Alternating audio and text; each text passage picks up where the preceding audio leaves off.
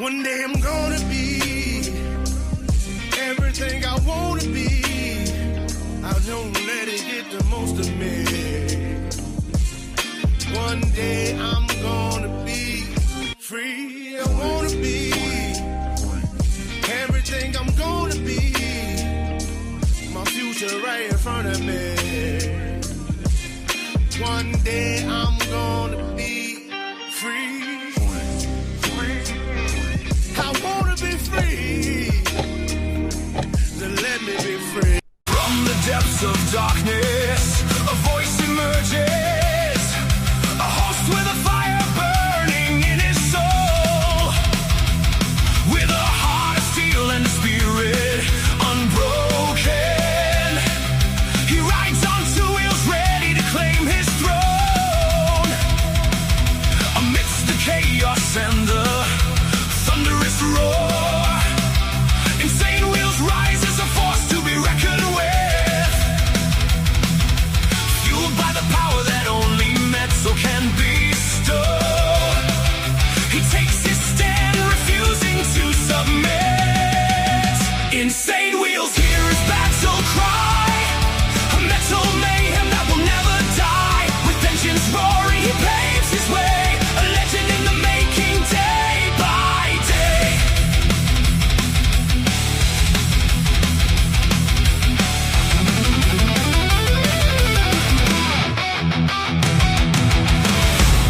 Happy Topless Taco Tuesday to the freaking IWF. Let's get it, man.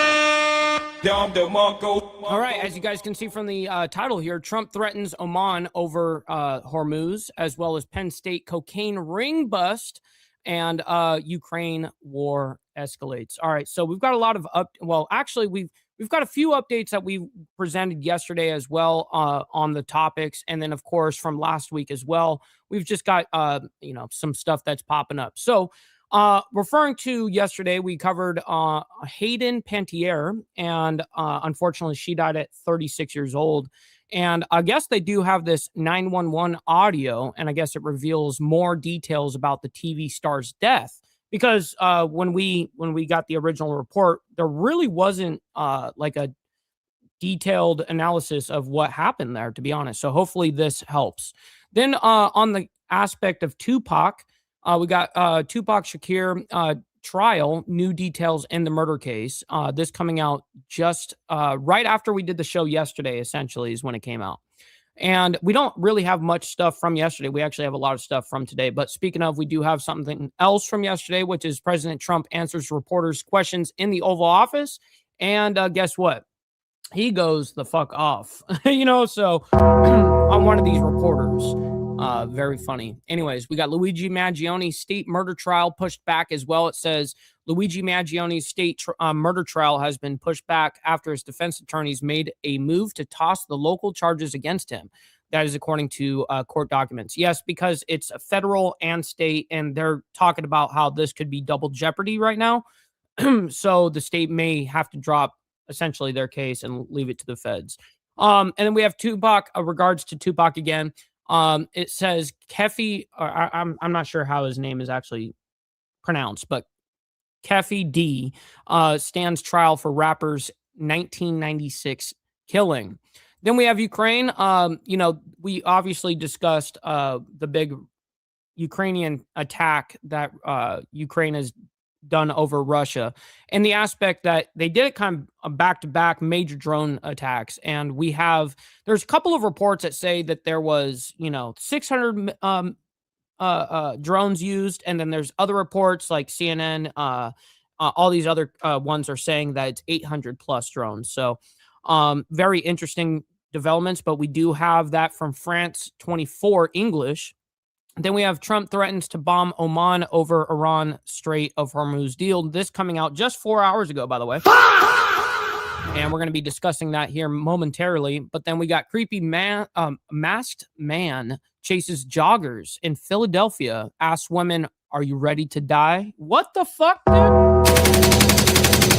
And it's a weird looking like mask, like one of those horror movie masks. So I don't know if he's trolling out there or what the hell is going on. Then we have 14 arrested in Penn State. Cocaine ring fraternity is busted, man. It says 14 people have been charged in connection with an alleged cocaine trafficking operation involving students at Pennsylvania State University. Authorities said or say the alleged operation was connected to the Sigma, Chi, and Delta Upsilon fraternities and took place during 2023 and 2024. 13 of the defendants were Penn State students at the time of the alleged activity, including at least 4 who are currently enrolled. The 14th defendant is the father of a Penn State student, according to authorities. So, yeah, it sounds like he may have been the main connection or something. I don't know. We're going to find that out together. Then we have Disney sues Trump's FCC. This coming out just 55 minutes ago. It's got less than 1,000 views on the mainstream media right now because it just came out. Disney sued President Trump's FCC over the agency's challenge to broadcast licenses. Disney claims the FCC is retailing over Jimmy Kimmel and The View TV shows. Interesting. I'm not really sure in the exact aspect they're talking about with the FCC, but anyways, we're about to get into all of that. But quickly, before we do, let's go ahead and do our call to actions, and then we'll get into the madness of the morning. Make sure you guys hit that like button, double tap that screen if you guys are on the vertical side. I very much appreciate it. And it's free to do so. You know what else is free is hitting that subscribe button. That's what we do Monday through Friday. And of course, we have members only on Saturday morning, man. It's a good time. Speaking of members, please consider becoming a member starting only at $4.99 a month, making sure we're not breaking the bank out there with anybody. But check it out. This is what allows us to be on these airwaves as well as have these lights on. So thank you guys for becoming members and staying members. Little side note here, follow my Instagram at BallValveTV, where I post everything behind the scenes of not only my life, but as well as the show, Millennial Food Time, breaking news, as well as politics, all that great shit.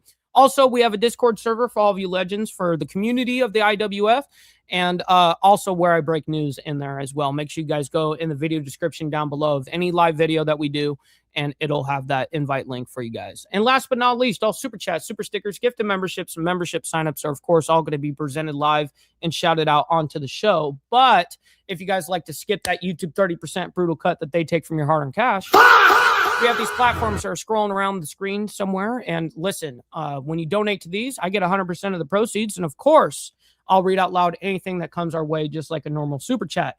By the way, little side note, we are raising money right now for the new camera, and the new camera is going to be extremely expensive. We're talking about $2,000, and that's me buying the camera used. So anyways, right now we're at $60 out of 2,000. We just started this goal yesterday. So we're 60 out of 2,000. So let's go ahead and help a brother out. We're going to make this better together. All right. Good morning to everyone, man. Always appreciate all of you legends for hanging out with us.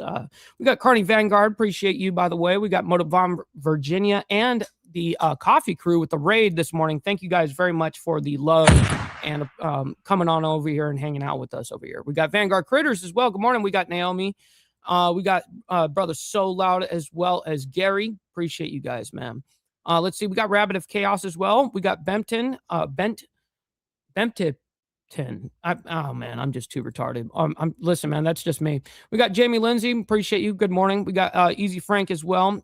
Brother So Loud showing a lot of love in the chat. We got No Grow as well. We got Brother VC in the chat. OG Steve Easy. We got Mr. Steiny as well as Mr. Al Patterson. Shout out to all of you legends, man. TVT, always appreciate you hanging out with us, man. Good morning. All right, we got 2-4 as well. Appreciate you for hanging out, bro. All right, let's go and get into the whole aspect of what we're discussing this morning. First of all, we got Mr. Big Boss. Good morning to you as well. We got Hayden Pantier. 911 audio reveals more details about the TV star's death. Now, we reported this whole thing was happening yesterday. Unfortunately, there wasn't an extreme amount of details of what happened. All we know is that she was 36 years old. And that's basically it. So let's go ahead and bring this up. Give me a second. I had it up, then I just ruined it. There we go. Welcome back to Live Now from Fox. I'm Stephanie Quinu, continuing to follow the very latest developments after the actress Hayden Panettiere was found dead inside her South Carolina home. This is a social media What's up, Prez? Good morning. Post from TMZ stating that there was a 911 call placed for a female in cardiac arrest with a possible overdose. Now, the TV star, who would have turned 37 on Friday, had been very open about her struggles with alcohol addiction and depression, including after the birth of her daughter in 2014. Joining us now to talk about the latest developments is TMZ's Michael Babcock. And Michael, you know, as you're continuing to follow the very... Did we get that name right? Babcock? What kind of name? About the latest developments is TMZ's Michael Babcock. And Michael... Jesus, that is brutal. Real quick, we got a donation coming in. Let's see. We got Mr. Steve Posey. Yes, sir. Good morning. And he sends in a 10 spot saying, because every little bit helps. That's a fact, Jack. Very much appreciate you, kind sir. Let's freaking go, bro. Absolutely. Man, motherfuckers talk all the shit they want. But you see me, I'm sitting up here snacking on this big ass sandwich, not getting a fuck. Kiss my dick, motherfucker. That's a fact, Jack. All right, let's get into this. Very much appreciate you, Steve Posey. And yes, it absolutely does. Every little bit does help. And make sure you get the likes up, everybody. You don't have to like all the craziness, but you guys can like it for me and what we do here. You know, as you're continuing to follow the very latest developments, you know, what can you share with us right now? Morning, Stephanie. Thank you for having me. It's just such a tragic and a shocking story. You know, we talked about Hayden not too long ago. And so his name is Michael Babcock. Babcock. Man, that's a brutal lineage. And that she did have this book where she addressed a lot of the really difficult topics from her past, you know, alcoholism, drug addiction, you know, some issues that she had in Hollywood. And you really felt like she was in a good spot. And obviously then to learn last night that at just 36 years old that she had passed away. And now to learn this morning through some reporting that we've been doing that, you know, authorities, at least when they were at the scene yesterday, and there was a 911 call made around 1:51 p.m. Greenville, South Carolina, as one of Hayden's friends, as we've been told, walks into the place where she was staying. It was actually a place where her boyfriend, Brian, on again, off again boyfriend, Brother Dean over there on the West Coast. Good morning. Was living, and found Hayden in you know, in dire need of medical help, calls 911. The paramedics rush over. When they get there, it was for a cardiac arrest, unresponsive female, and they... Rabbit of Chaos, you're the best. I very much appreciate that. That goes a long way. Speculated that it could have been a possible overdose. They attempted CPR, other life-saving measures. Sadly, they were not able to revive her. And a little bit after about 2:20 or so, she was pronounced dead.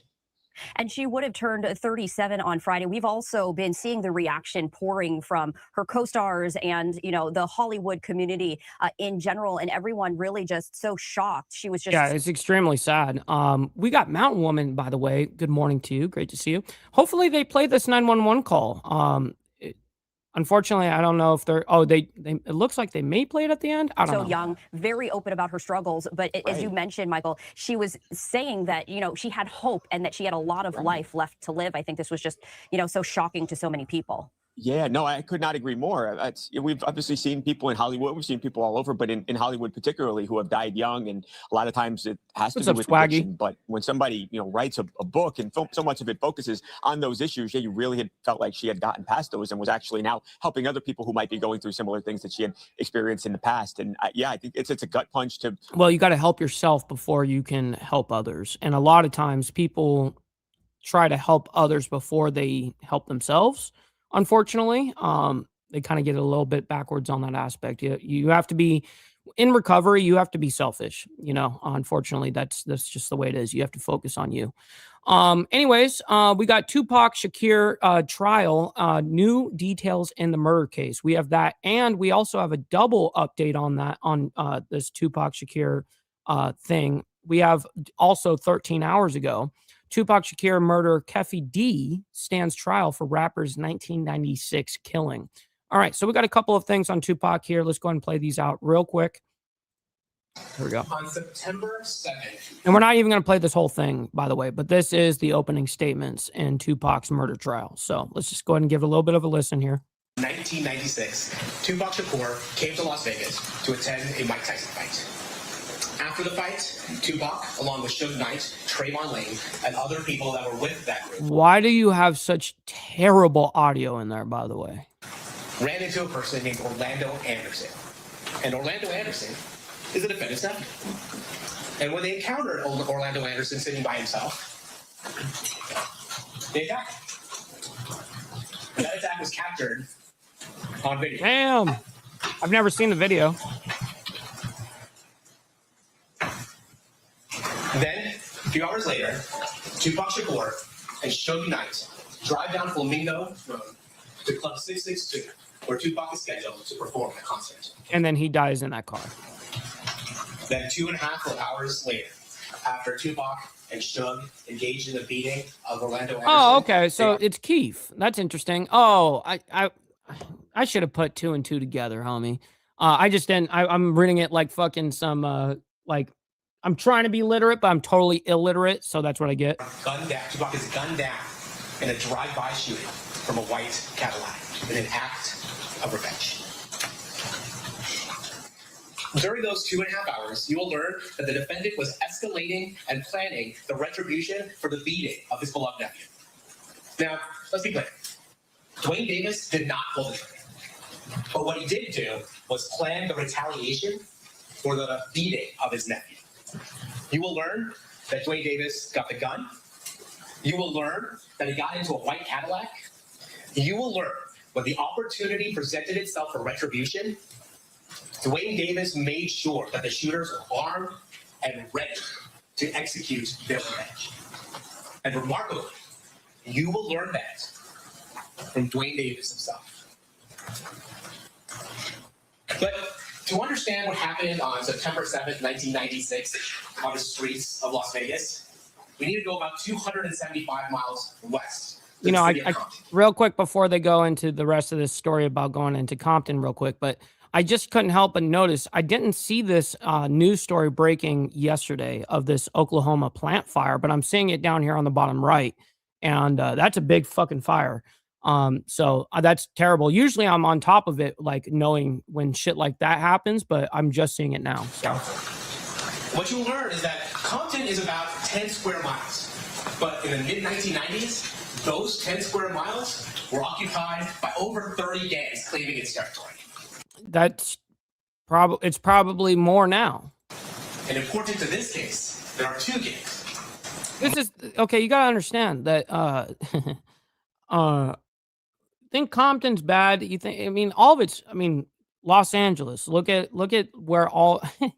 This is not new. Bob Piru and the Southside Compton groups. And in my opinion, by the way, to answer the question here, Steve Easy, I would say Tupac was better, in my opinion. But I'm not a East Coast rap fan. Okay, like I'm very biased to West Coast stuff. The sound of West Coast. And Biggie, there's nothing bad about him or necessarily, but he definitely has that East Coast kind of sound, and I just never got into it. Let's talk a little bit about the Mob Piru. The Mob Piru is a group that associated with the color red. And you'll hear that Suge Knight, the person who was driving Tupac Shakur that night, grew up in the neighborhood of Mob Piru. But what's up, Pablo? In the 1990s, he'd become a very successful CEO of the record label Death Row Records. Okay, so this is the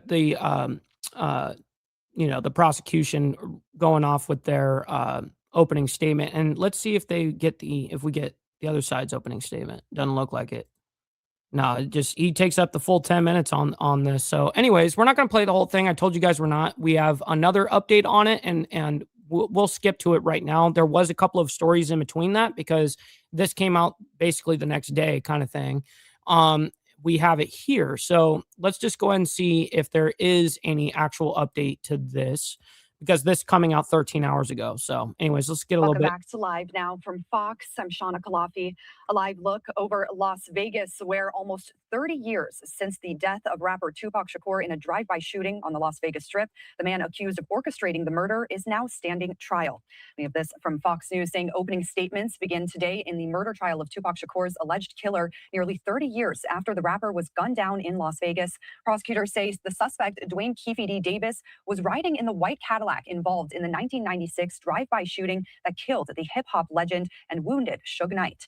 While he is not accused of pulling the trigger, authorities say his own words could play a major role in this case. Davis. Well, and see, remember when we were talking about how he may have not pulled the exact trigger that killed Tupac, but they were saying in the very beginning that he made a phone call that led to that incident. So that's essentially what the whole thing was. And then we heard a little bit of the, they're trying to get him for murder. Well, not from him actually pulling the weapon, because he knew he was going to die after he made that call. So discussed the shooting with detectives in 2008, and he later wrote about it in his 2019 memoir.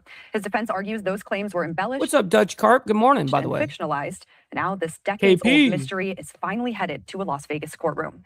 That trial beginning today with opening statements as well as some testimony. Fox's Caroline Elliott has more from the courtroom.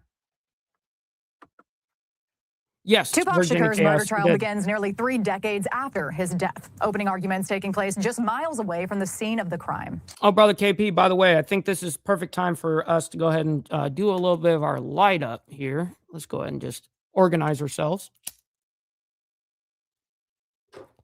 All right.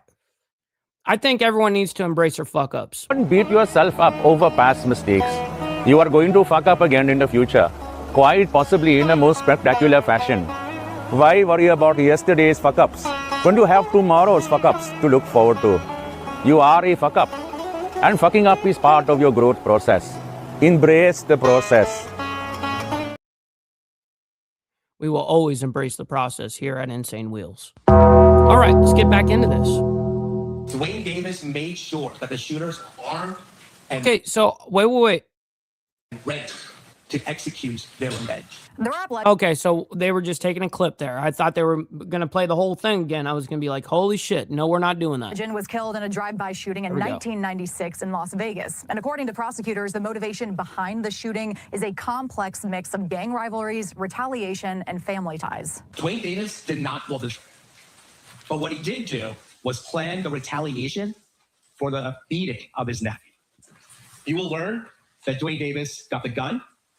You will learn that he got into a white Cadillac. Tupac's murder has gone unsolved for decades, but police revived the investigation in 2019 after former gang leader Dwayne Keefe D. Davis released a tell-all book. What's up, Sterling, my man? And yes, here's the book, by the way. Here it is. This is the book that Virginia Chaos pointed out earlier. In the book, he says, them jumping on my nephew gave us the ultimate green light to do something to their Davis was then arrested in 2023 and accused of orchestrating Shakur's killing. The defense says while Davis is not the murderer, he is guilty of lying. In the memoir, Yeah, in 1996, I was 1 year old. I was born 95. past interviews to sell books and make money. I should say 1 year. You have to ask yourself if what they're saying is really truth or fiction.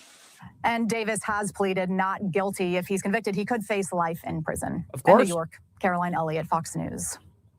Yeah, I know. Hey, we've been following this story a little bit for the last, what's it been? Maybe the last week and a half, 2 weeks or something like that. We've gone a little bit into it, but we're not going to stick on this point. Of course, Nima is being brought on over here, and they're going to go ahead and have this conversation back and forth. But that's actually not what I brought that up for. I wanted to just follow the story. Anytime we bring anything up onto the show, we, of course, do our best to follow the story and figure out what's happening.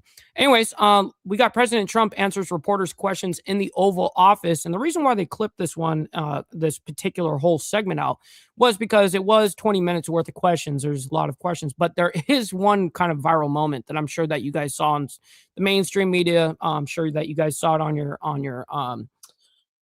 your social medias and shit like that, of Trump going off on the CNN reporter yesterday. Anyways, we have that for you guys, and we're going to figure out what's going on here.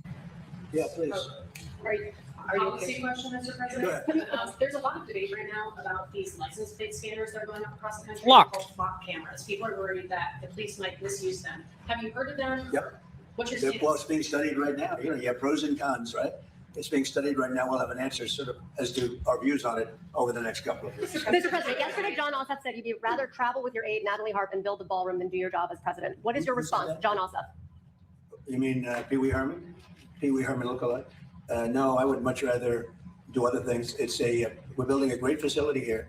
We're fixing a White House that hasn't been taken care of. You can look at this. This room was a disgraceful situation, the Oval Office, and it was let go. The whole building, the White House, was let go. The exteriors were falling apart. The columns were falling apart. The whole place was a mess. In addition, they've been trying to get a ballroom for the last 150 years. And when I said I was going to build a ballroom, the military yesterday could see me, and they say, "Sir, we have an opportunity to go down deep into the ground and build a military facility to go with the White House and to go with all of Washington, D.C., which would be so valuable." And then they came up with the drone port on top, which would be a major drone port to protect the White House and all of D.C. And all of those things added up, and it became much more than just a ballroom. And I said to myself, well, what an opportunity. I mean, if I was just going to build a ballroom, I could have had it built very quickly because I build very well and very quickly. And we went 5 stories down. He said, I do these. Down into the ground. We did a lot of tremendous things for the military, things that they could never get. They said, this is an opportunity that we have because you're building the ballroom, that if you would be willing to spend more time, we would love to be. We've been trying to do this at the White House for many, many years. And they've been trying to have a ballroom at the White House for many, many years. Now, and by the way, good morning to you, Extra Surprise. What happened is we used to use tents. And the tents are usually made of either plastic material or canvas. And they wouldn't stop a 22 caliber. They wouldn't stop anything in terms of safety. It'd be very dangerous. And they haven't used a tent for years. They haven't had any big, like we have President Xi coming on September 24th or so. I think it's September 24th. And we'd love to have 2,000 people coming to dinner and celebrating a nice evening, et cetera, et cetera. But we only have a room that's going to hold 89 people. And 89 people is not appropriate. So maybe more importantly, it's totally secure with bulletproof windows, bulletproof sides. It's drone proof. It's missile every at the top of the line. Oh, wow. I'm a total fucking asshole. It happened. VC and Mr. Al Patterson almost got it by me, but hey, listen, better late than never. You know what I mean? All right. So we got Mr. Al Patterson that started it off at 10:12, by the way, Central Standard Time. Money me, money now. Man, I can't. And he says, hope this helps, brother. Absolutely, it helps. It goes a long fucking way. Let's do it. We just get the money part done. Give me money. Money me. Money now. Me a money needing a lot now. Shit. Absolutely. Thank you, Mr. Al Patterson, for that. And then we got Brother Virginia Chaos. He sends this in a couple minutes after Mr. Al Patterson did. He sends a 10 spot saying, Steve Posey started it. Can we get more people to? Man, thank you very much, guys. That goes a long way. Thank you very much for that. So I'm going to have to add it up after the show. But see, 25 plus another 10 on the YouTube side, 35, 45. So 45 plus so we're at $105 out of 2,000 for the new camera. Well, new to me camera. I'm going to be buying it used. But anyways, yes, $105 towards the camera. Thank you guys so much for that. And especially with what's happened, unfortunately, to the world, you could say. Yeah. So do you believe the ball is a bigger part of your presidency? This morning you said you would bomb the ass out of Oman if they got in the way of reopening the Strait of Hormuz. Would you say you're out of patience with Oman as strategic? No, I don't think they behave very well, but we'd handle them very easily, just like we do others. Just based on your answer on the ball. I have two questions. There was a report by Senator Swear that nearly 24 Democratic attorney generals, months before your reelection, were basically planning already lawsuits against you. And wanted to see what your comment is on that. Second question. I heard about that. I'm not sure. I can't remember if it's this chick or it's another chick. Right, he's going to get into it here in the next few minutes with some chick that's a reporter for CNN. Weaponized this country like never before. The Democrats, or the Democrats as they call them, they've weaponized the country like nobody's ever seen anything like it. When you see the reports that are coming out now, that you would have never seen if I... Yeah, Gary, he's got the, what do you call it, Sterling? It's not the Taj Mahal. It's the God damn it. I'm trying to remember your Middle Eastern strip club themed thing. Had not won the election in a landslide, but you would have never seen it. Hardwire, good morning, by the way. The election, but the reports that you see coming out now and the kind of illegal activity that they used on the 2020 election and beyond is earth-shattering. These are very dishonest people, so I wouldn't be surprised to hear that. Mr. President, based on your answer, Mr. President. Oh, yeah, that's right. The Vaj Mahal. That's right. Yeah, that's so great, dude. This is on DC. You have mentioned before the Democrats get in again. They made and make DC a state. A while back, Senator Michael voted. It wouldn't be a state. It wouldn't be. I mean, if we're talking about us, we have, as you know, a very radically left person elected mayor. Who I haven't met. I'm sure she's very nice, but very, very, very radical left. And we would have to federalize DC. You know, we've made DC great. When I got here, it was a very dangerous capital. I would have said to Ryder, don't come. It's too dangerous. Now you can walk down the street. You can grab Nathaniel and all your friends. You can walk in. You're going to be very safe. But if you were here a year and a half ago, the numbers were horrible. The crime stats, the murders, the death, the drug dealing, everything was up. We have one of the safest. We've taken it from one of the most unsafe cities in the country to as safe a city as there is. Amazing what's happened to Washington. And it's our capital. We have to have a safe capital. And we did it through a lot of different reasons, but we also put the National Guard here. But in addition to that, the cleanliness, the new grass, the graffiti. I appreciate it, but I really don't give a fuck about DC. I'm gonna be honest. Have one again, but you know, packed. The place is booming. People aren't. I was asked by the governor, could I do something because they were having Mardi Gras. We're skipping ahead a little bit here, just so you guys know, because he'll get stuck on Washington D.C. about how he redid it, but he goes on forever about shit sometimes. All right, we skipped ahead. That's in the whole country.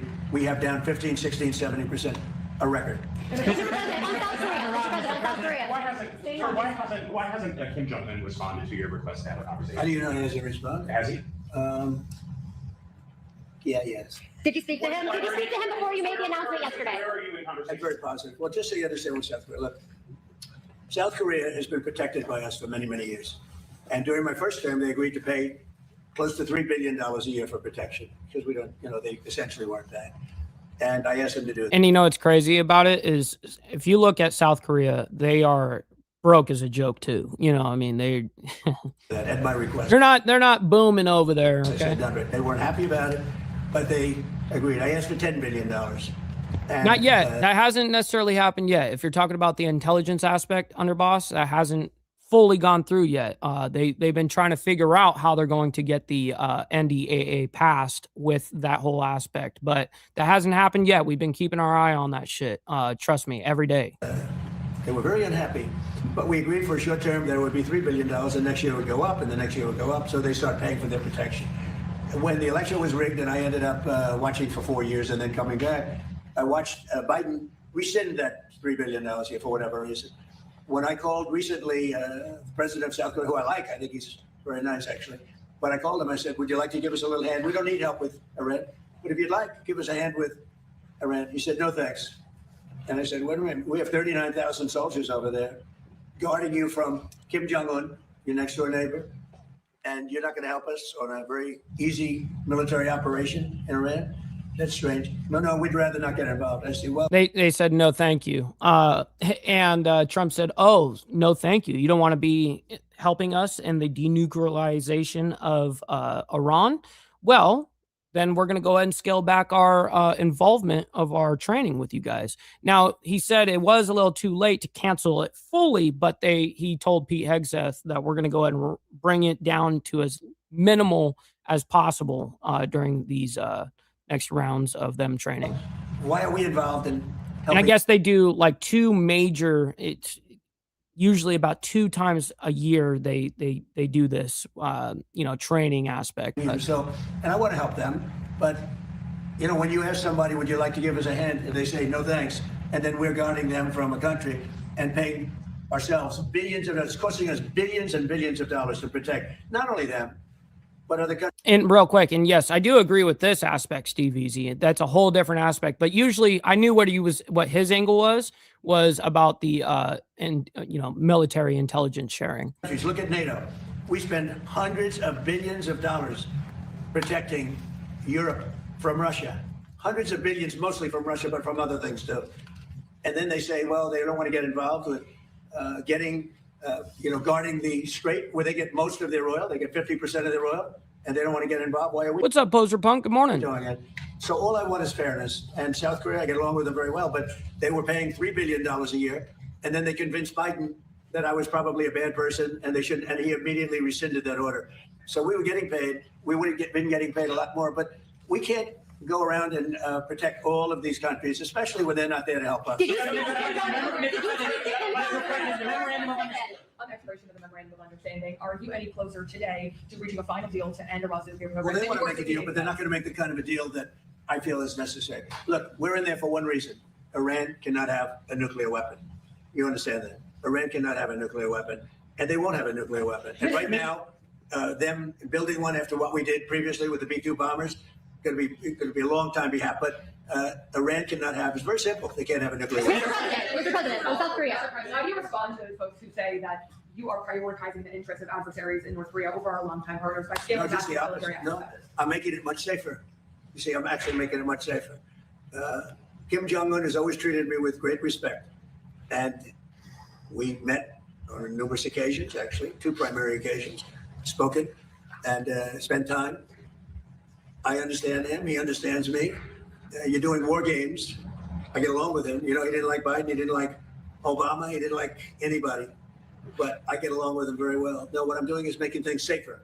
Did he ask you to scale back on those? Quiet. Oh, here it goes.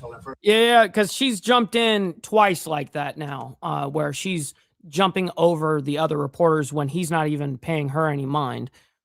So let's go ahead and hear how this is going to go down. Did he ask you to scale back on those? Quiet. You're very disrespectful in front of this young man. Okay? Don't you find her disrespectful? He understands. Quiet. Who are you with? I'm with CNN. Fake news. I just wanted to follow up on the South Korea question. You're a loud, boisterous person. You're fake news. I was trying to find out Shit. Oh, shit. if you had been talking to Kim Jong-un, if he had asked you to scale back on those military exercises. Mr. President, is there enough food on USS Lincoln? Yeah, it is. That was a CNN fake report. The Lincoln has been out there for a period of time, good period of time. But over the years, we've had him out there much longer. I was at a group meeting, and an admiral came up to see me over the weekend. And it was at a big group, and he happened to be an admiral retired. He said, I've been on ships that are out there much longer than that, sir. And I know people on the Lincoln, they say it's beautifully maintained and beautifully taken care of. And other people went out and they found out to be true. It was fake news reporting from CNN. Mr. President. There's a report that CCP just bought a historical building overlooking the White House. Have you heard about this? No, I haven't heard. Mr. President. Mr. President, yes, Mr. President. Yeah, go ahead. Behind you. The British Prime Minister recently reportedly sent text to someone impersonating Susie Wiles. Are you concerned about his judgment or safe communications between the two countries? No, but who happened? What happened? They sent text? Apparently, the Prime Minister sent text to somebody impersonating Susie Wiles. No, I'm sure that he had a miscommunication. Mr. President. He's the Prime Minister. Mr. President. You know, I spoke to him. We had a good conversation. A couple of them. We had a good conversation. One of the things he is going to do, I think he's going to open up the North Sea. That'll make UK pretty rich, I'll tell you. If he opened up the North Sea, now he's got an immigration problem and he has an energy problem. He would have solved one of his problems. That would be a big thing. That would make UK rich. If you open up the North Sea, it's one of the great finds anywhere in the world. And if they would open up the North Sea, UK would be rich again. Mr. President. Yes, Mr. President. Have the people that you Don't you find them nice? Huh? Nice people, right? Look at him. He's saying, where do people like this come from? Your son is saying, where do people like this come from? Go ahead. Oh shit, it's the press. What do you expect? Especially her. The people who are opposing the ballroom and challenging it, have they offered any sort of solution or sort of compromise, or do they just say there's no hole there? The people that are opposing the ballroom are people that, in my opinion, are very disloyal to our country, very, very disloyal to our country. And I think we're doing very well. We're way ahead of schedule. We're under budget. It's going to be the most beautiful ballroom of its kind. You know, when I was in China, we went to the Great Hall of China. It was this big, beautiful building. We don't have anything like that. And we have to have that. It's very important. But we also are getting tremendous military protection, drone protection. The building is drone proof. It's missile proof as much as something can be missile proof. It's totally bulletproof. Any bullet, nothing can go through the windows. We have, all top of the line stuff. It's very safe. And the one thing, it's not for me. What up, I a very short period of time when it's finished. If it finishes right on time, on budget, on time, I'll be there for 4, 5, 6 months. This is for future presidents. This isn't for me. This is for future presidents. And it's a gift. We're making a gift to our country, spending hundreds of millions of dollars to build a ballroom. And it's a gift from... What up, TNT, my man? Good morning. Great patriots of this country. From, as an example, I'll give you names. I released some of the names. In fact, I wanted to put them out today, but we got a little busy. And this was, frankly, being with this group of people was very important to me. But we'll be putting them out, some of the people that contributed. But this is a gift to the United States of America. No taxpayer money is necessary. And you can have the finest ballroom anywhere in the world. It's not something I wanted to do, but it's something that's needed. And again, I'm not going to get to use it very much because by the time it's completed, I'll have 4 or 5 months left, 3 months, who knows. But we're ahead of schedule. It's going to be the best of it in the world, of its kind in the world. There'll be nothing like it in the world. It fits beautifully with the White House. It's gotten fantastic reviews. All right, cool. I don't need to hear any more about this stupid ballroom. All right, let's get into Luigi Mangione state murder trial pushback. All right, so as you guys know, the state may have to actually drop their charges against Luigi Mangione because the argument is that there's a double jeopardy going on with the feds and the state level. So it sounds like that the charges may have to be dropped on the state level. All right, let's do this real quick. Fox, I'm Ryan Schmelz. We do There's a very, very quick update before we get into the regards to Ukraine. have some breaking news to get to here. The trial for Luigi Mangione has been pushed back. This from our colleagues over at Fox 5 in New York, saying proceedings in the state murder prosecution of Luigi Mangione have been pushed back after defense attorneys made a move to toss the local charges against him, according to court documents. And we do have some footage here of Luigi Mangione. I'll read this from our colleagues at Fox 5, saying the Luigi Mangione state murder trial pushed back following federal guilty plea. Proceedings in the state murder prosecution of Luigi Mangione have been pushed back for the time being. Manhattan District Attorney Alvin Bragg's office now has until October 9th to submit its filings for... Yo, you know, Poser Punk, it's funny that you said that, because I remember when the whole thing happened and I was reporting it that morning. You actually came in, you're like, no fucking way. That's down the street from my house. And I'm like, no shit, dude. Yeah, that was pretty crazy. I remember that. The postponement of the state trial that was previously scheduled to launch September 8th. The legal push follows Mangione's admission of guilt in federal court late last week. Luigi Mangione is accused of killing a former United Healthcare CEO. We'll continue following this when we get some more updates here, but as of right now, that is what we have to report, that Luigi Mangione's state murder trial has officially been pushed back, according to court documents. Yes, because they're trying to figure out if they're going to, go through with the state charge. Okay, real quick, let's get into Russia-Ukraine. Yes, we were talking about the couple days of hellfire that Ukraine basically sent into Russia. Ukraine, well, they actually report, anywhere from 600 to 800, okay? CNN's reporting it at 800. France 24 is calling it 600. I've heard other outlets say that it was like anywhere from 5 to 750, so it's in that range, right? So anyways, this is a lot of drones that was used, and in one single night there was 500 drones shot down by Russia in a single night. Real quick, we got Jamie Lindsay coming in hot, by the way, with the 10 spot, saying pitching in for the camera. Yes, sir. Thank you very much for that. Let's fucking go.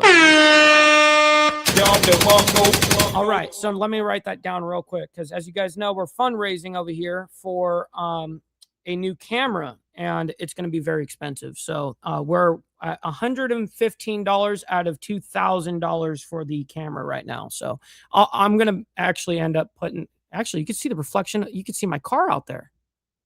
Haha. Yeah, it's a badass car. Anyways, we're at $115 out of 2,000. Thank you very much, Jamie, for that. All right, let's go ahead and bring this up for you guys, and we'll get into the madness. Also, make sure you guys hit that like button, double tap that screen if you guys are on the vertical side. I very much appreciate it. Early this morning, Ukraine launched over 600 drones at the Moscow region. She's very loud. In what is one of the biggest air assaults on the Russian capital of the war. At least 3 people, including a 10-year-old girl, have been injured there. Now, meanwhile, just a note on... In TNT, you want to know what's funny about it? That's me buying the camera used, okay?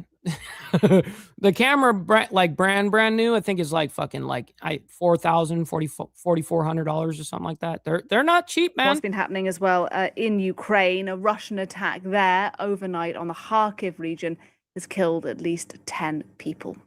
Well, let's get the latest for you on both of those attacks. Emmanuel Shaz is our Kyiv correspondent. She's with me on the program. What can you tell us then, Emmanuel, about what's been happening, particularly in Moscow? Well, she's French. What do you expect over there, Naomi? Well, indeed, there was a large-scale attack, Ukrainian drone attack that hit particularly the Moscow region, but not only. According to Russian authorities, nearly 800 drones were launched at 13 different regions across Russia in Moscow region. The Ukrainian Defense Ministry confirms that it has targeted a wide logistics centers. Now, why? Now, they say here at least 3 people, including 10-year-old girl, injured. Kyiv launched over 600 drones at Moscow. I know that they're saying 3 people here, but the official Reuters report was 6, by the way. Are those logistics centers targeted? Well, they do sell online military equipment, drone components that are being used by the Russian Yeah, sorry, man. I love my Toyotas, man. I'm just going to be honest. I love them. army. And also the financial branch of Wildberries is under EU sanctions because it's Man, there's only a couple of people. I'm going to be honest about that, Sterling. financially helps Russia to launch its and to continue its war of aggression against Ukraine. So those strikes on Wildberry complexes have been confirmed. There's also seemingly several fires that have started in Moscow region, including on an aluminium plant there. Meanwhile, Russia continues to I love how they say aluminum. Aluminum, some weird way. target civilians here in Ukraine, in Kharkiv region. You've mentioned this strike on Pechenihi. This is close to Shohoyev. 10 people were killed this morning. More than a dozen were injured when 2 missile strikes hit a cafe, hit a post office, and the Foreign Affairs Ministry condemned those strikes and says that it shows that Russia still isn't ready to agree to a ceasefire. And Emmanuel, tell us a bit about the impact this is all having on Ukrainian politics, because there have been months of protests, haven't there? And the full composition of Volodymyr Zelensky's government still actually isn't known. Indeed, there is still political. Interesting, it shows here, strike also injured 8 in village in Ukraine northeast. Russian attack on Kharkiv kills 10. I didn't know about the counterattack, which I'm glad that they showed that to me just now, because I knew that there was a counterattack, but I didn't know to what extent. Instability here while the country is defending itself against the Russian. Are you talking about my car, Steve Posey? It is a Toyota Camry TRD. That's what it is. Aggression. It's been a month now that people have taken to the streets following Volodymyr Zelensky's dismissal of the previous government. So now the government of Serhiy Koretsky, the prime minister, has proposed a plan of action presented to the Rada, the Ukrainian parliament, which is reconvening today after a month-long summer break, a summer break that has been much criticized because it happened just as the government was in shambles, I would say. So we have a minister of defense, we have a minister of foreign affairs, but they are temporarily nominated by Volodymyr Zelensky. But the president hasn't submitted names for those 2 very important ministries to the parliament, which has to validate it. And there's 2 issues with that. The current provisory defense minister, Yevhen Mara, he's much respected. He's the former head of the intelligence. He's widely recognized as a talented soldier, military man, but a military person cannot be. Really quick, I wanted to see, because I saw here, it was on here anyways. Let me see. I think it was up here. Yes, first look at Ukraine's empty Patriot missile launchers. I guess that was something that just came out 1 hour ago. But I saw something more on the drones. Here it is, this report. Let's go ahead and just quickly move over to this, because I do want to see. God damn it, won't fucking pause. There we go. It was blowing up in my ear. Okay, let me quickly bring this up. I want to see this real quick. Aerial attacks of the war. Local authorities say at least 6 people were killed in the attacks. Russia says it. See how there it is. That was the official number on that attack, was 6 people, and they're calling 800 total drones were shot down. And then the night prior to that, I think it was 500 that were shot down. 187 drones neutralized over Moscow. Shot down more than 800 Ukrainian drones overnight, nearly 200 of those in the Moscow region. Ukraine is increasingly firing at targets deep within Russia, including warehouses Kyiv claims are supplying the Russian military. Russia firing back at Kyiv overnight with a mix of drones and missiles. Ukraine's Air Force says it did not shoot down any of the ballistic missiles, again highlighting Ukraine's short supply of missile interceptors. And we are joined now by CNN military analyst, retired U.S. Air Force Colonel Cedric Leighton. Colonel Leighton, what do you read into? Yeah, real quick. If I were to have a truck, which I did have a truck, it's going to be American, obviously. But yeah, when it comes to the cars aspect, I've always been kind of a foreign. I don't think I've actually had a normal American-made car, I don't think, ever. Ukraine's strategy here in launching these massive attacks while their own defense is hampered by the shortage of interceptors. Yeah, Brian, good to be with you. One of the things that is critical here with the Ukrainian effort is they're trying to saturate the Russian air defense and missile defense systems. So the sheer number of drones that they're sending, those 800 that the Russians say they intercepted, that, of course, is a percentage of what was actually sent. And what that shows is that the Russians, yes, they do have some anti-drone capabilities, absolutely, but there are drones that are getting through. And basically what you're seeing here is the Ukrainians are going after a certain set of targets that are designed to hamper Russia's war effort. They know they can't defeat Russia on the ground, but they can defeat Russia, or at least move it to a stalemate in the air and in the drone war. And the drone war has basically taken over almost every aspect of this war, with the exception of what's going on in the Eastern Front. The drone war is really one of the most important aspects. And what that shows is that the Ukrainians have at least been able to not only take the war to certain areas of Russia, but they've also impacted the supply chain that the Russians have for their war effort. And that is well, and yes, and by the way that they're doing it is by Ukraine basically taking, like, for instance, when we're talking about Kyiv, down there, that whole, or no, not Kyiv. Here, actually, let me pull up the map. Let me go ahead and do that. Give me a second here. 3, 2, 1. Give me a second.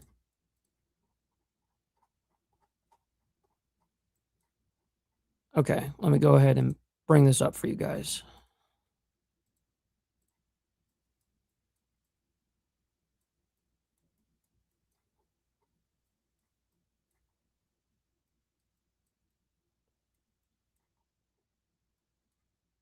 Where am I looking at? There, Jesus Christ. There we go. Okay, so right here, this little aspect that's controlled by Russia right now, what they ended up doing is they blockaded the one connection that it does do into Russia, which is right here. They blockaded this bridge right here that connects over the water. And then they blockade, which is Ukraine blockading it, and then blockading what goes into it from both of these roads right here, and it goes into a choke point. So all of this is shut down so that no supplies can go in or out. I mean, they're doing that with multiple regions that they're fighting against. Anyways, let me go ahead and bring it back to this. Give me a second. We finished up with that. Now we have to get into Trump threatens to bomb Oman over the Iran Strait of Hormuz deal. So as you guys can see here, we have it on the title here, or in the thumbnail. So let me know. I mean, listen, man, we put a lot of time and effort into these fucking thumbnails. So yes, as you guys can see here, Trump did threaten Oman, and we're about to get into exactly why. Now, also, it's important to understand that yesterday was the expiration date of that 60-day limit for the MOU, the Memorandum of Understanding. So that lapsed yesterday. And then, of course, as you guys know, Oman is pretty much partnering up with the IRGC to get their tolls in and out for ships going in and out. They're making their own deal behind our back, essentially. Well, actually, right in front of us. Nonetheless, Oman's kind of playing dirty in that aspect. And then now Trump is giving his counter to, or that response to that. It's been a couple weeks since that all kind of happened, and this coming out just 4 hours ago. I knew that this was about to happen. I knew, I mean, shit, if you just pay attention, you knew this shit was bound to happen. Right now, I do want to head to the latest coming in out of the Middle East, because right there on the right-hand side of your screen, a live look over the Strait of Hormuz as we continue to follow those developments here. Now, a Democrat senator says that he's going to file legislation to prevent U.S. military action against Oman. Senator Tim Kaine of Virginia posting on social media, and we do have this post for you right here on your screen, after President Trump told Fox News on Monday that if Oman gets in the way of the U.S. conflict with Iran and the Strait of Hormuz, the U.S. will Chris. bomb the expletive out of them. Kaine wrote on his... If you think that that was all 100% generated by AI, you're so fucking mistaken. Do you know how much effort I have to go into in Canva on top of taking, which I've told everyone how I do it. You get the bones of the actual, background or whatever from AI. Sure. But then you go in there and you have to edit it all yourself and what you got to put into it. You can't just fucking pop that shit out. Go ahead, try it. Let's see how great your AI shit comes out. Let's see if it comes anywhere close to mine. Page there, I will challenge Trump's deranged threat to bomb the blank out of Oman. Now, the senator says he will introduce a war powers resolution as soon as lawmakers return to Washington. If you're not too familiar with those comments here, we actually have this post coming in from Fox News where it says President Trump tells Trey Yingst he's in, quote, no hurry as a back channel with Iranian Revolutionary Guard Corps officials remains open despite Tehran's public defiance. Trump says Iran is dying and playing its hand like a good poker player, projecting strength publicly while facing mounting pressure behind the scenes. Yo, Chris, it takes me easily 45 minutes in the morning. So, I mean, I don't see, all I see you putting 45 minutes worth into anything so far is just hating. His message is that Iran should wave the white flag, and he delivers a stark warning to Oman, quote, if Oman gets in the way, we will bomb the expletive out of them, end quote. There's a lot to discuss coming in out of the Middle East, as always here, so I do want to bring in an expert to help break down all of those developments. We have Joe Zaks, a former Deputy Assistant Director for CIA for Counterterrorism and adjunct fellow at the Foundation for Defense of Democracies. Thank you so much for taking the time to be here with us this morning. Well, thank you very much, Josh. I really don't care about FDD given their report on this. I mean, we will get into it a little bit, but what I care about is up here is there's Reuters reports, Fox News reports. Let's see if there's I thought I saw Associated Press somewhere in here reporting some numbers. That's what I care about. So quickly, I'll go ahead and get his front monologue, and then we'll go ahead and get into the post. It's a critical juncture in the ongoing confrontation. What's up, Straight, my man? Good morning. Iran. And I think the president is absolutely correct in saying that Iran is How's your YouTube channel going, Chris? In a very weakened state, but is trying. How many subscribers you got? Poker player to project a sense of power and control. And I think we're seeing that they, in fact, are moving up the escalatory ladder. We saw that over the weekend with attacks on shipping vessels, commercial shipping vessels in the Strait of Hormuz, and even this morning. And it's important to note here that talking about the Strait of Hormuz, we have not seen a lot of movement through there. We have from Reuters, the latest numbers show over the last several days, there were just a handful of ships that were able to transit the strait. Why? Well, and yes. So like on Thursday, this last Thursday, we saw 9 ships go through the strait. And then I think Friday was a little bit of a higher number. I think it was 14 or something like that. And then over the weekend, it went to 20. They were averaging somewhere about 20, somewhere in there. But you got to remember, before the war, we're looking at 200, anywhere from 180 to 250 that would go through the strait. There's so many questions at this point still about who controls the Strait of Hormuz, because you have Iran, of course, saying that they control it. They can block everyone from traveling it if that's what definitely not Oasis they want to do. And then you have the U.S. and President Trump essentially saying that's not true. They control it, and it could potentially become a U.S. territory. Well, I think that the naval blockade is very effective, and I think that it's placing a great... Well, it's kind of our only real...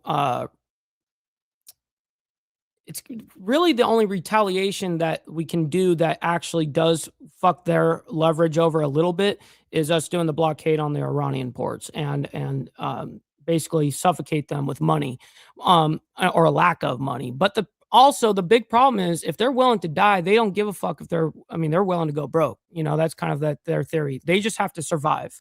That's their whole ideology, is just surviving. And if they have to go broke doing it, they'll do that. Deal of pressure on Iran. Now, with respect to who exactly controls the Strait of Hormuz, I think in many ways what you see is that commercial shipping, and especially insurance companies and shipping companies, are simply very reticent to make the transit when there is a sense that they can be attacked. And Iran has shown repeatedly that they will do this, and instability. So whether you can transit the strait safely or not, there's simply a reluctance to take that kind of risk by insurance companies and by commercial shipping. So I think that the naval blockade is very effective, and in many ways gives us tremendous control, the United States tremendous control. It doesn't give tremendous control, but it does give, where they're suffering about, anywhere from what the reports are, $300 to $400 million per day. At the low side, 300. So, listen, I'm pretty much done with listening to this guy. I want to see the reports coming out here. So, President Trump tells Trey Yingst of Fox he's in no hurry as a back channel with Iranian Revolutionary Guard officials remain open despite to Iran's public defiance.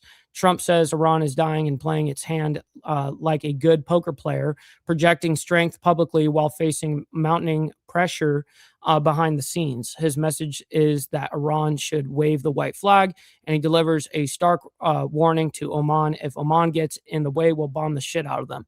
Now, we already saw that. Now, I wanted to see Reuters on this. Oman and Iran have been in talks to try to reach an agreement to restore commercial shipping in the Strait of Hormuz, which carried 20% of the world's oil and liquefied natural gas supplies before the United States Israeli attacks on Iran began in late February. Quote, if Oman gets in the way, we'll bomb the shit out of them, from Trump. Blah, blah, blah. All right, let's go and see if there's any other reports on this quickly. I'm just going to scan through this. Give me a second here. Doesn't actually look like. Oh, wait. Nope. They're just showing the next one.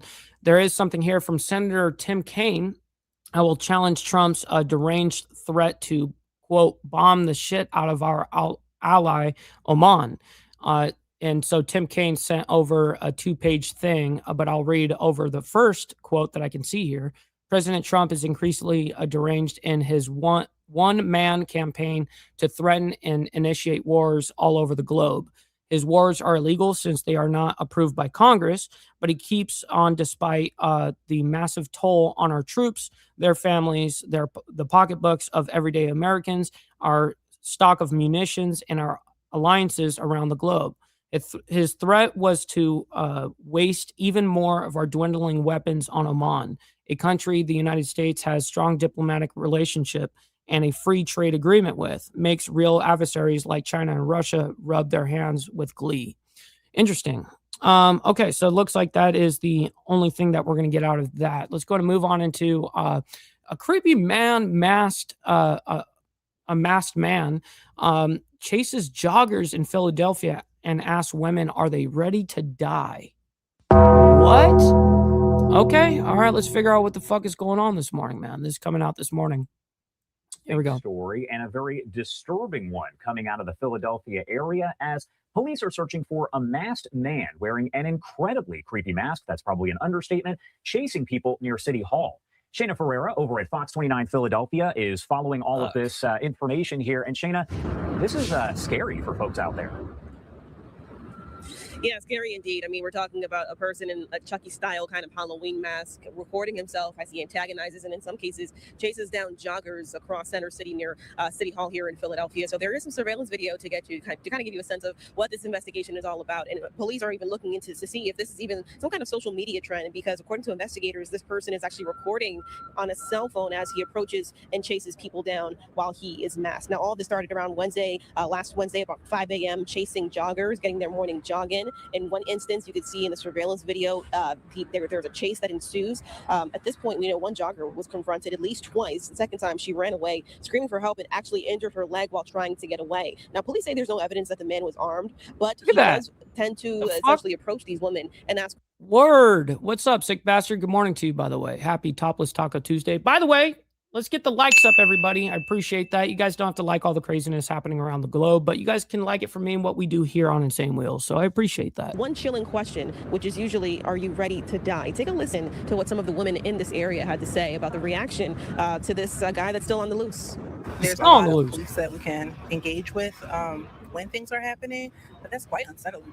You want to kind of stick together if you come across somebody like that. You know, if I seen him bothering somebody, or, you know, I would definitely assist the person, or if they needed some help or something. Oh, yeah, we are officially in overtime. You know what they say about overtime? No tax on tips, no tax on overtime. Send in your freaking money. And we're raising money for our camera anyway, so, you know, it works. Maybe you need to donate some freaking money. Donate. Maybe you need to donate some freaking money. Maybe you need to donate some freaking money. Donate. Maybe you need to donate some freaking money. Donate some freaking. Now that is officially the best propaganda you're going to get all day. All right, let's go and get into this. Like that, but I mean, at this point, all we can kind of pretty much do is be observant and aware of your surroundings. observant and aware of your surroundings. That really is the best key advice here, especially because police haven't been able to identify this guy. So we do have a description. This person is at least 5'8", medium build, black male, and get this is a young person. This is police believe no younger than 16 and no more than 20 years old. So this is a young person that is out there and that police believe could be terrorizing more people, and so more victims could potentially be out there. So one of the biggest things outside of just being aware of your surroundings, especially as you're going for your jog or going for your morning walk, maybe with the AirPods in your ears, keeping What up, David? Good morning to you, by the way. that spatial awareness, but also if you are a victim, if they've experienced this, Philadelphia police want to hear from you, and certainly if you recognize the person in that mask, in that surveillance video, that's also going to be key. And that's true, Chris. Very true. Very true. Information for Philadelphia police. Shayna, thank you so much for taking the time to be here. I'm sure we'll check back here as that investigation progresses. Thank you again for taking the time to join us. Of course. So this guy is still on the loose, huh? And again, you are looking at that surveillance video coming in from Philadelphia police. You also have the photos that have been provided there by our Fox 29 team. Take a look. If you know who this person is, be sure to contact the Philadelphia Police Department. Now, the police did hold a news conference just yesterday, breaking down some of the basics. And I want to go to that right now to just take a listen to some of that as the investigation, the search, is still underway. Speaking about occurs basically on early. What up, David? Good morning to you, by the way. Hopefully you're enjoying your Topless Taco Tuesday. Early Wednesday morning, August 12th. So I have I broke down a timeline of the events that this male or suspect was going to be involved in. It took place over approximately 15 to 16 minute time span. During that time span, he was able to accost a good many people, most of which haven't come forward yet. So I just want to preface it by saying, so far we only have one complainant that's stepped forward, but we know there are at least, at a minimum, half a dozen people that he was running up to and doing the same type of aggressive behavior towards. So I'm just going to go with the timeline that I broke down for you. So approximately 5:18 a.m. This is the first time that we observed the male in the intersection of 15th and Chestnut Street. He's actively engaged in running up to people. It looks like he's attempting to scare or antagonize them. He's also observed, which is a tell, holding a cell phone in his left hand. Steve Posey, you know what's funny about this comment that you're bringing up? I've had a lot of there's a lot of weirdos out there, both men and women, by the way. They're fucking weird. We call them devotees. They're devotees to like sexually with people that are amputated. Dude, it's super strange, but they don't want no feet pics. They want nub pics. They want you rubbing your leg and shit like that. You know, it's fucking crazy. Trust me. Do you know how many fucking DMs I'll get from random people on my Instagram and shit like that I just have to fucking block? You know what I mean? And the screen appears to be lit during much of our video. So it's a clear indication that he's filming this for his own purposes. 5:20 a.m., the male enters a Dunkin' Donuts in the 1500 block of Chestnut Street. He's refused service due to wearing this mask. He begins to lift it up. I guess he decides better. His behavior is slightly erratic. So he's refused service, and the male exits the store. 5:25 a.m., male's observed standing on the southwest corner. This is at 15th Street and South Penn Square, and he appears to be running up to people at that location, engaging in the same type of behavior. 5:28 a.m., he walks northbound on 15th Street. So he crosses the street. Now he stops. He stops at 15th and Market, and this is on the sidewalk in front of Dilworth Plaza. From there, 5:31 a.m., he crosses back over to the west side of 15th Street. Approaches a male who's wearing a safety reflective vest, and he proceeds to say something and start chasing this male all over the place. The male with the safety reflective vest, he runs north out of view of our cameras. Hey, VC, do you know how many fucking weirdos on both male and female have hit me up asking for shit like that? Yeah, they're instantly blocked. So then at 5:33 a.m., our suspect then stands by the escalators. This is the escalators that lead down to the suburban station at 15th and Market. Then he's observed running behind our complainant, who's jogging. She's jogging northbound on 15th Street on the east, at which time he asks her, "Are you ready to die?" Complainant appears startled, at which time the male asks her again if she's ready to die. Clearly, she's not ready to die. So she takes off southbound on 15th Street. In the process, she injures her leg. The males observed pursuing her back. Yeah, but that's for a whole different reason. Has nothing to do with sexual. you know, in that kind of regard, it's because it feels good and my fucking leg is always in pain. The So direction they had come from Market Street. Complaint was screaming for Yeah, help no this entire kidding. time.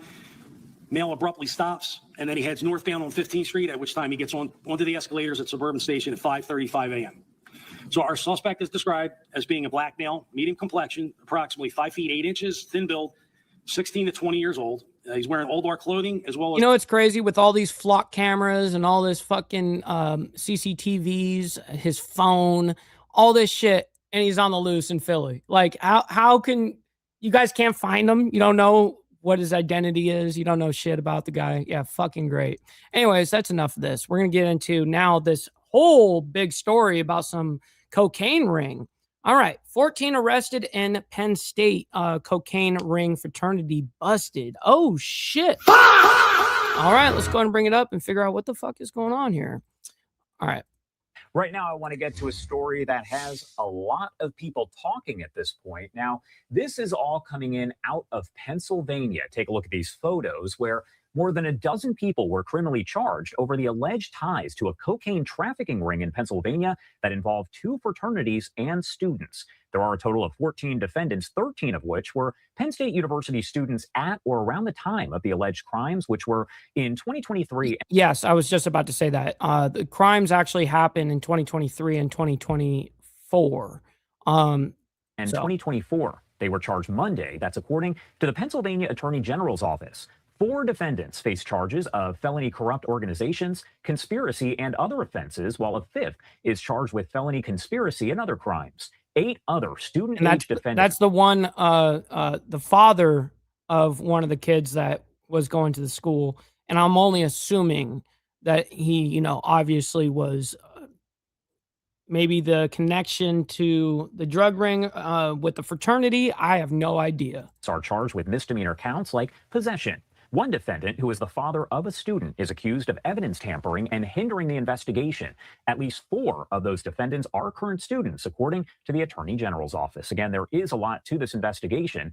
2 defendants, who were the main suppliers, made routine trips to Philadelphia and New York to get large amounts of cocaine, according to the AG's office. The cocaine was then packaged mainly at the Sigma Chi and Delta Upsilon fraternity houses and distributed primarily to Penn State University students. What's interesting here is we do have this update coming in from the Pennsylvania Attorney General as he breaks down all of the charges.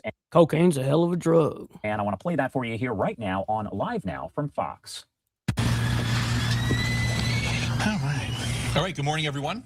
I'm Attorney General Dave Sunday, and we're here in State College today to announce charges against more than a dozen individuals in connection with a drug trafficking operation revolving around a pair of fraternities for Penn State University students.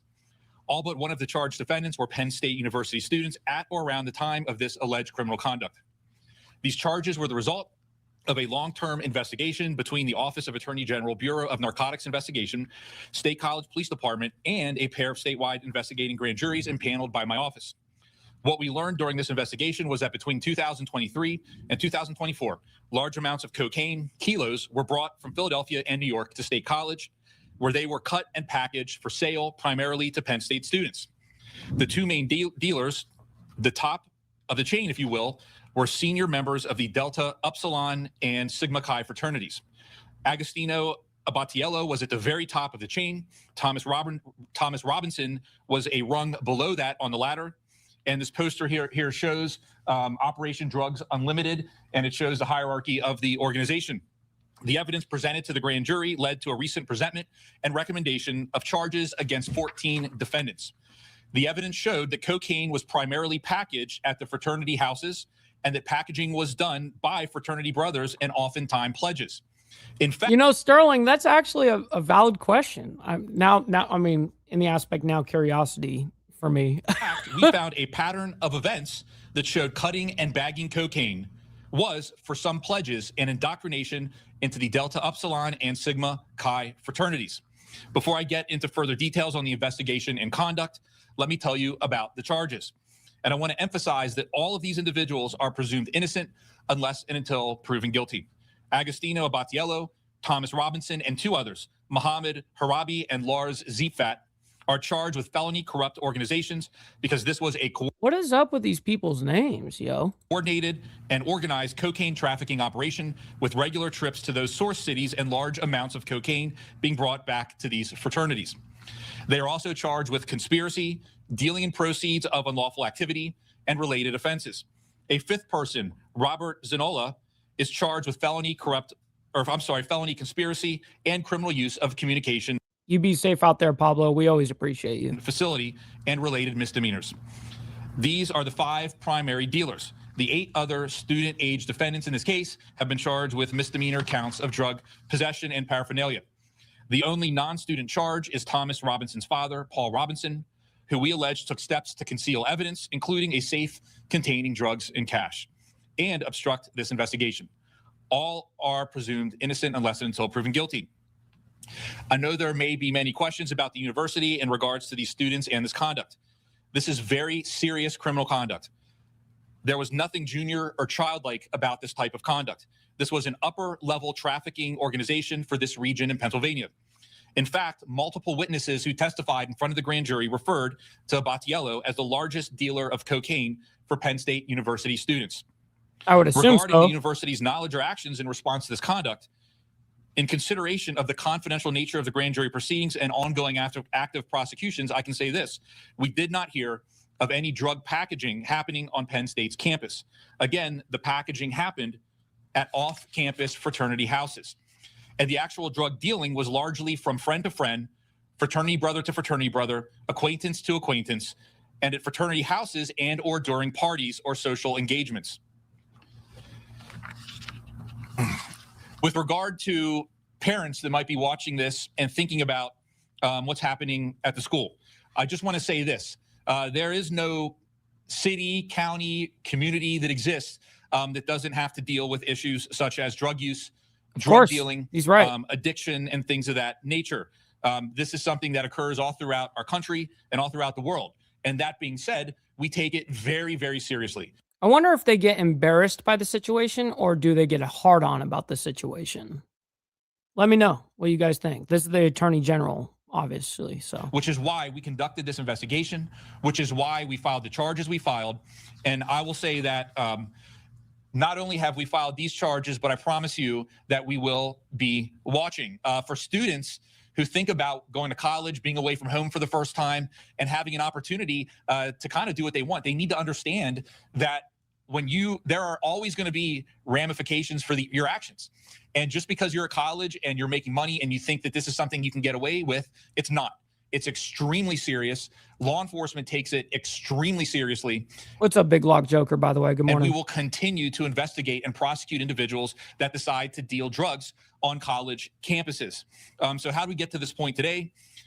This conduct regards trafficking that happened throughout 2023 and 2024. Law enforcement employed a number of investigative tactics to identify the individuals involved, how they were obtaining the cocaine, and methods of packaging and distribution. The grand jury presentment recommending charges is available to you as it is the affidavit of probable cause attached to the filed criminal complaints. You will read about the runs to Philadelphia and New York, the large quantities of cocaine that came back from these sources, and the transactions, large and small, that followed. I will note that Thomas Robinson was charged previously as well in December of 2024 with drug dealing. Charges against all 14 defendants were filed this morning. The majority of those with felony charges were arraigned this morning, with the exception of Abatiello, who a warrant has been issued for his arrest. Oh, wow.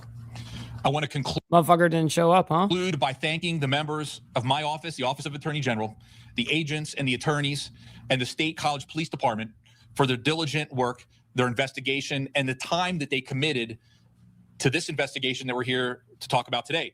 I want to thank the grand jurors for their diligence while hearing from the many witnesses who provided testimony and evaluating that testimony before ultimately recommending the charges that we have filed today. At this time, I will note that this is an ongoing investigation. There are certain secrecy aspects that are still in place.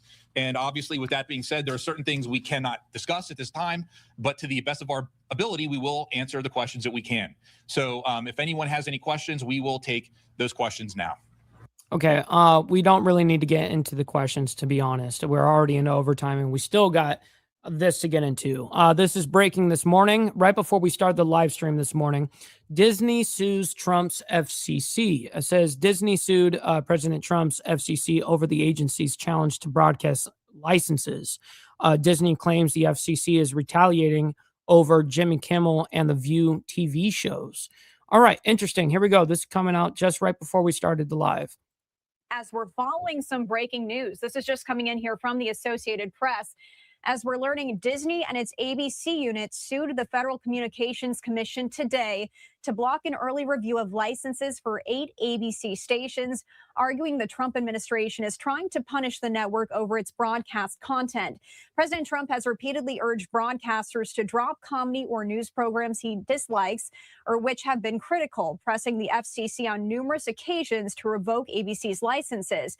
Now, in this lawsuit filed in U.S. District Court in Washington, Disney said the FCC was seeking to coerce and retaliate against, quote, a network that refuses to bow to the administration's demands.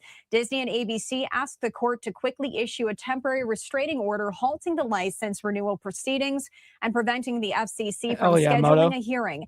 The company said the public comment period ended earlier this month and the FCC could act at any time. A bit more information here as we continue to follow this breaking news. The lawsuit alleges the administration is violating the company's First Amendment free speech rights. The lawsuit says, quote, again and again, the administration has attacked ABC's speech, the stories its journalists report, and the viewpoints its network programs air. Now, the White House did not immediately comment. We'll be checking social media here to see if we hear from President Trump or the White House. Now, FCC Chair Brendan Carr, who did not immediately comment today either, ordered the reviews in April, even though the station's license renewals were not scheduled to be considered before April of 2028. The FCC had not ordered an early review in more than 50 years before April. The reviews were ordered a day after President Trump urged ABC to fire late-night host Jimmy Kimmel. Broadcast stations need FCC licenses to use public airwaves. And while license revocations are extremely rare, critics say the threat of losing a license can pressure broadcasters and raise concerns about government interference in editorial and programming decisions. Networks have broad First Amendment protections over programming choices.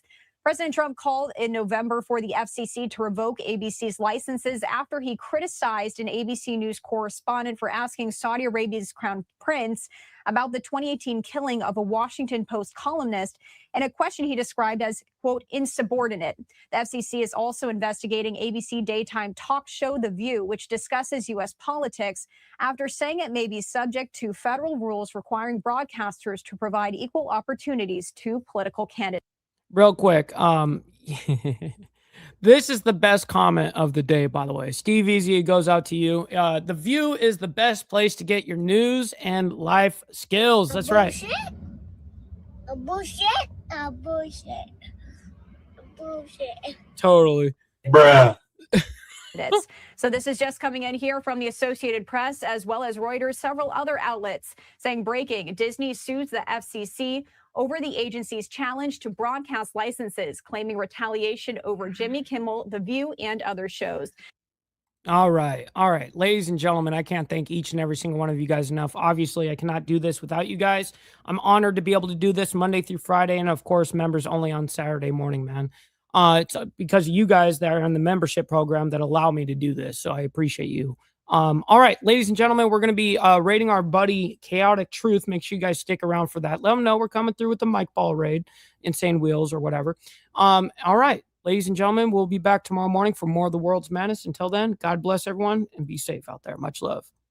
From the depths of darkness, a voice emerges, a host with a fire burning in his soul, with a heart of steel and a spirit unbroken. He rides on 2 wheels, ready to claim his throne. Amidst the chaos and the thunderous roar, Insane Wheels rises a force to be reckoned with. Fueled